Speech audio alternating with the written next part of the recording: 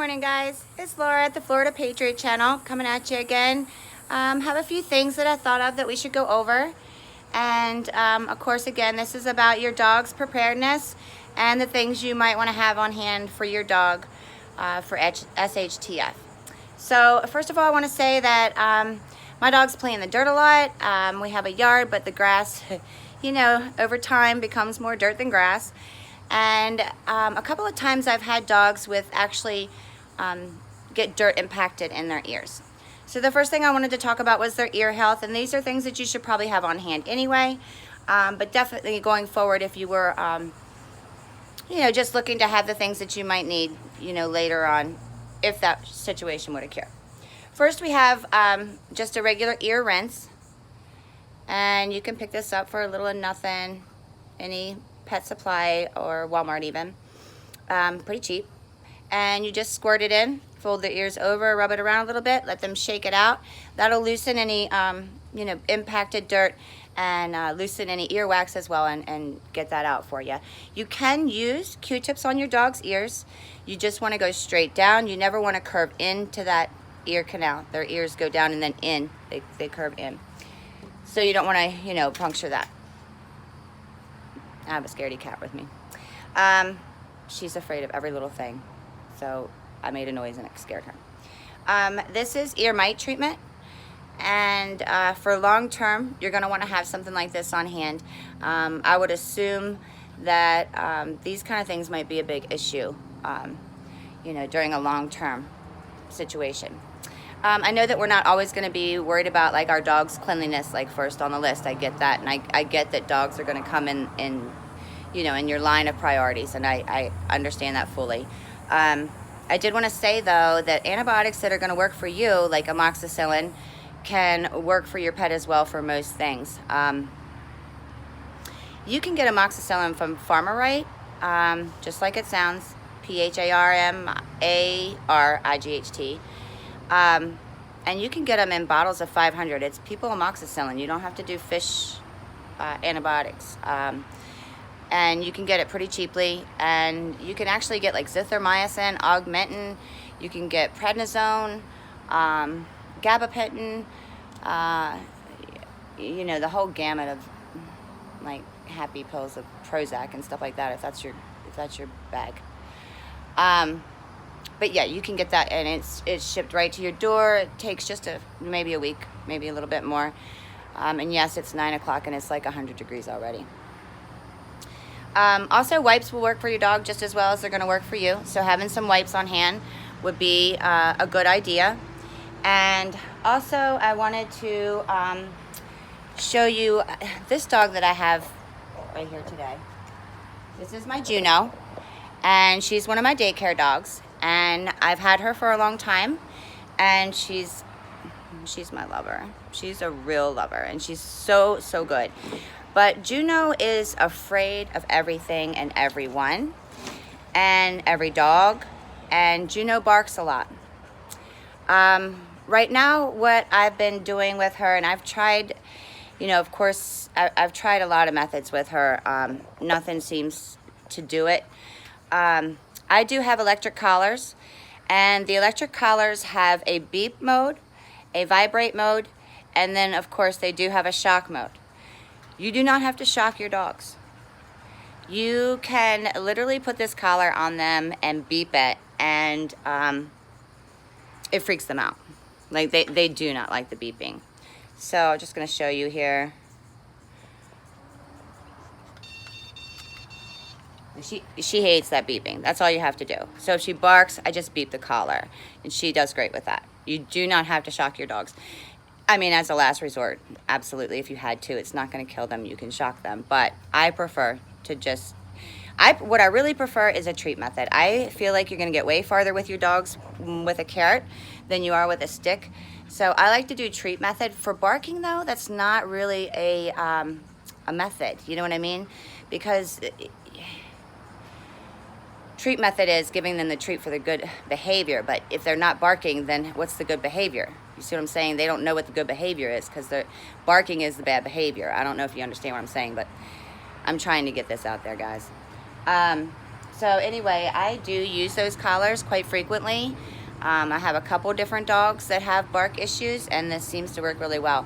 I've tried the Sonic, the little boxes that you sit in the corner of your room. Supposedly it works, and you put a battery in it, and when it hears the dog barking, it puts out a sonic wave or whatever, and it's supposed to keep the dogs from barking. You can't hear it, but they can. My dogs, I didn't even, literally I have 8 and 9 dogs, sometimes not one responded to that. So I don't recommend them at all. They don't work. They do have actual bark collars, but I have gotten some feedback that a dog that is a barker will learn that it can whine rather than bark and get away with that, and so then they'll start the whining. I don't know about you guys, but anybody that's a mom is probably overhearing whining.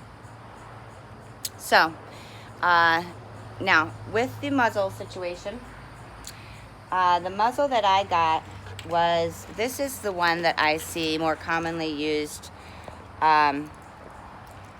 for like police dogs and things like that. And if you have a dog like this one that I have today, Juno, she, in the wrong situation, if threatened, would probably bite someone. She's scared, and you never want to approach a scared dog or corner them. Dogs are like us. It's fight or flight. If they can't get away, they're gonna bite you. So, first thing is measuring. And this is a kind that you had to have like a size. Of course, there's adjustable ones, there's Velcro ones.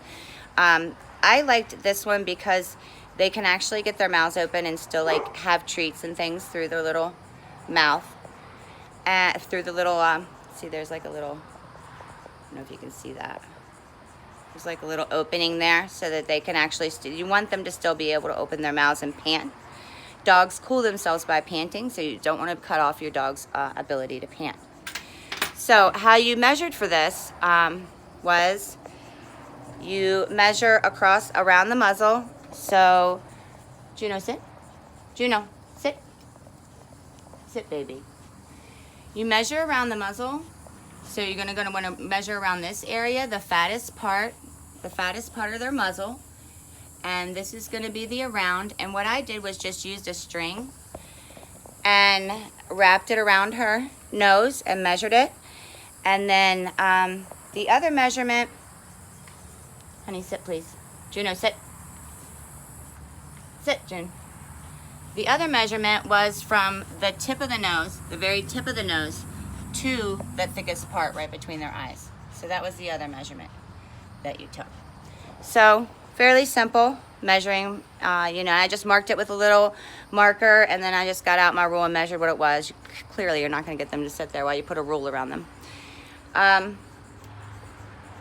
So anyway, that was the muzzle, the how-to of getting it here. And then once you have it, the recommendation is to, and I agree with this 100%, I don't have a way to prop my phone up and do this all at the same time. So I know it's just like, this is definitely ghetto fab, guys, ghetto fab. I'm gonna use your word there, snafu.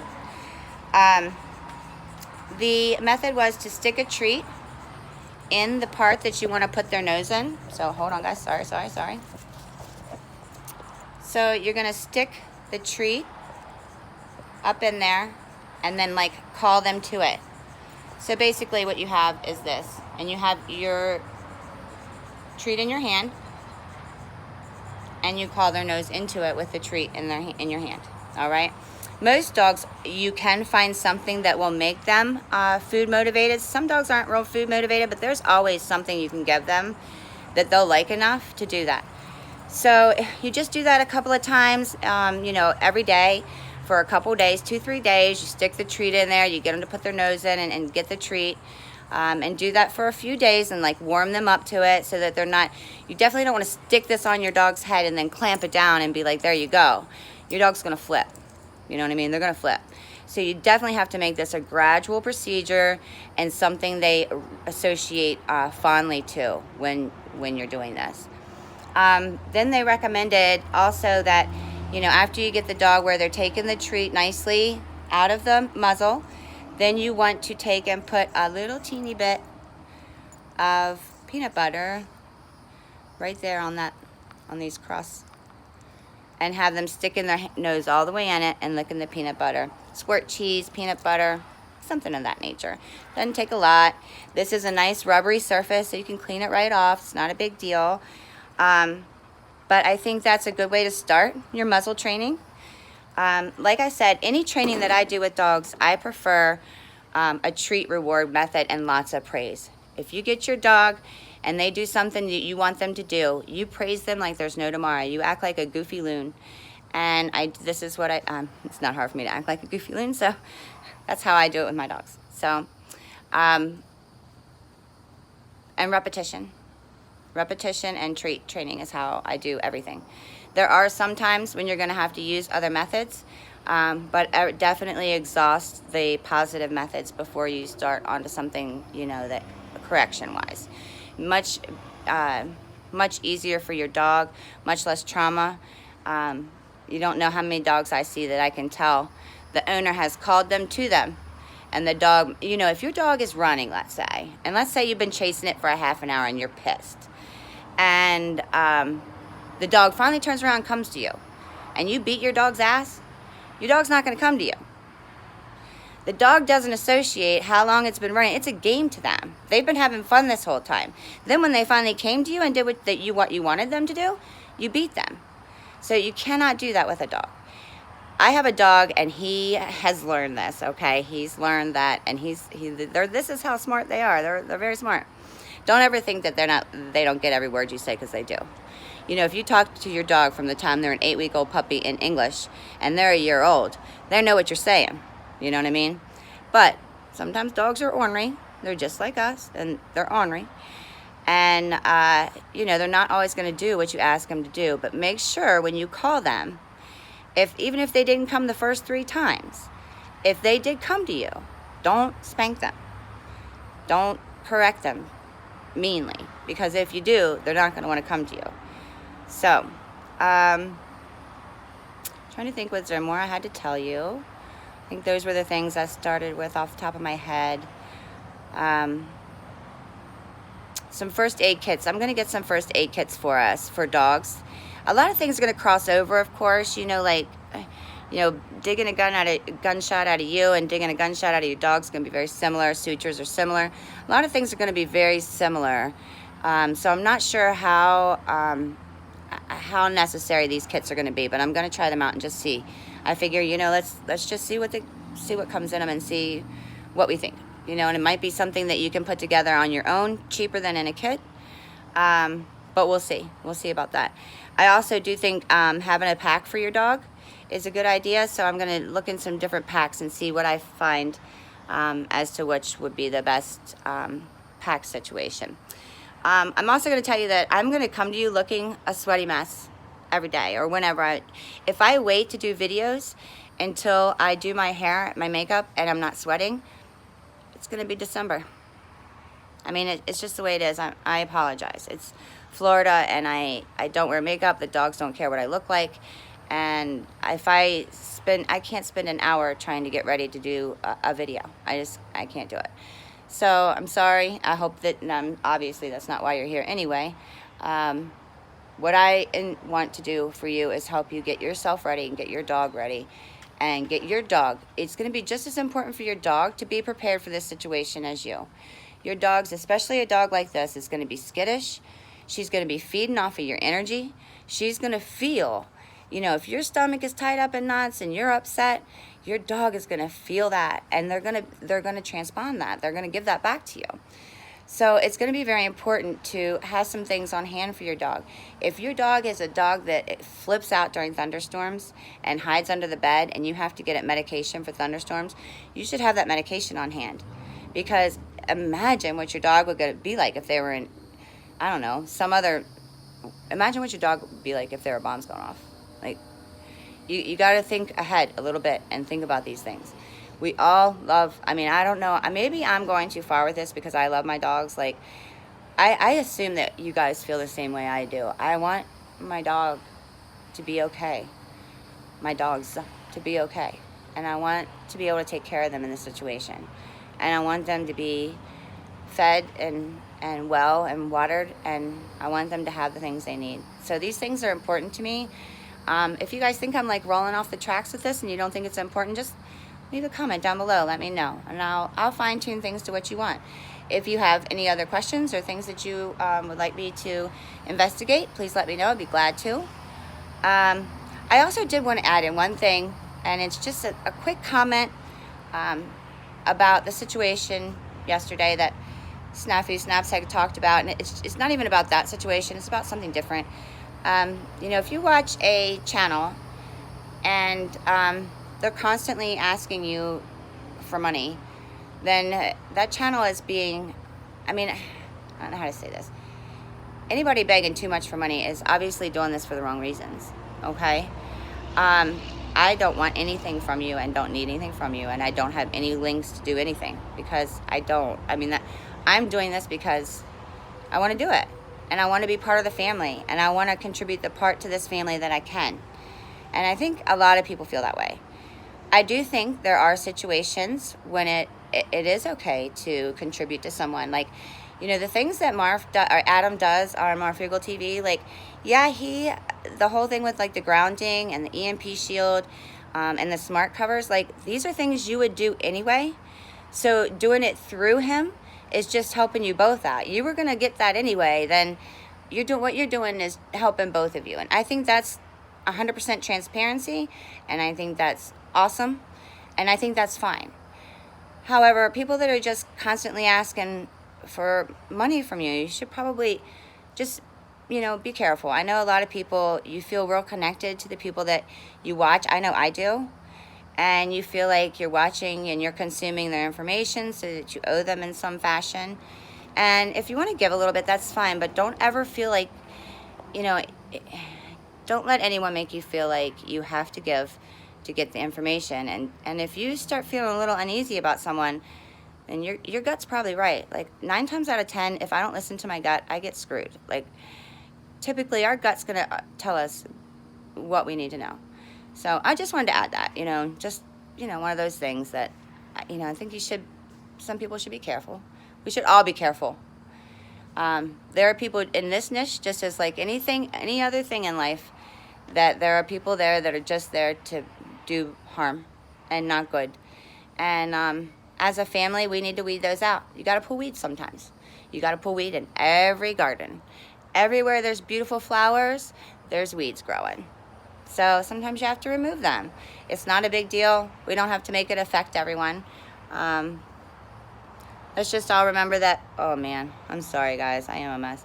Let's just all remember we're a family, and the things that we're doing for each other to make our family stronger and to make us more unique to any other family. Like, this family is super unique, and I love all of you guys. I actually woke up in the middle of the night last night. I go to bed early, and I woke up at around 1:30, and the show was on, and of course I got interested and stayed on and and stayed up and listened, of course. So I've been up since then, and I just want to say, like, I enjoy catching it live so much when I can read the comments and interact a little bit, which I don't do a lot. I'm kind of a loner, and so it's hard for me. But I will say this family has made me feel more at home than any other family. And I consider each and every one of you a part of my family and would do anything for all of you. I will put my email in the description because I said this in chat this morning and I feel this way. If any guys, I'm in Central Florida. If any of you guys ever needed anything, you needed anything for your dog or needed me to watch your dog, whatever, I would be more than happy to always help any Fugal family member. So hit me up anytime you need. If you guys have anything you want to say, email me. Questions, concerns, ideas. I'm here. I love all of you guys, and I hope you guys have a great weekend. It's Friday, TGIF, which really doesn't mean much to me. I don't know why I'm excited.